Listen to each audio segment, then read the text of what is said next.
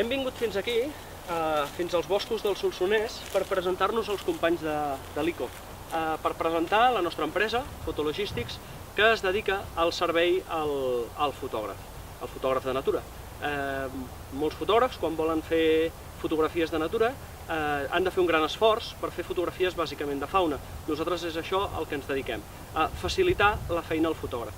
Tramitem permisos, parlem amb propietaris, instal·lem els hides pertinents i després, amb molta feina de camp i si cal, doncs, en alguns casos sabem algunes espècies, aconseguim que els ocells s'acostin suficient per fer les fotos.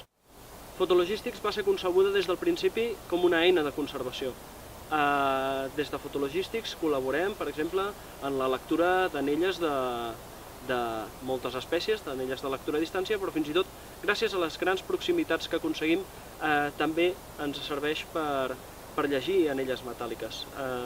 A banda, Fotologístics té molt present en els punts d'alimentació de diferents necròfagues que l'aliment sigui segur i al màxim possible estem intentant aconseguir menjar des d'escorxadors ecològics.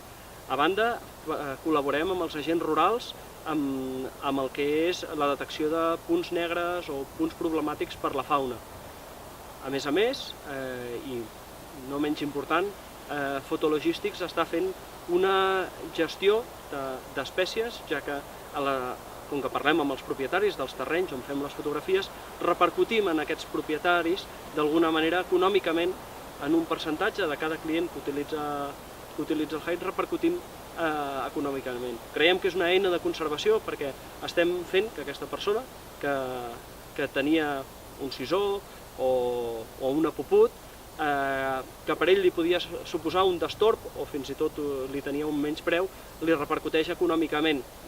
No li salvarà la vida, però tindrà un petit benefici gràcies a la presència d'aquestes espècies. Nosaltres també som fotògrafs, per tant sabem què vol el fotògraf. Sabem que no n'hi ha prou amb tenir l'ocell a bona distància, sinó que també hem de treballar per tenir uns bons fons, perquè hi hagi la millor llum i perquè el posader sigui el màxim personalitzat possible. En la mesura que ens és factible, a cada fotògraf li canviem el posader de manera que cada fotògraf s'endurà la seva fotografia d'aquell ocell.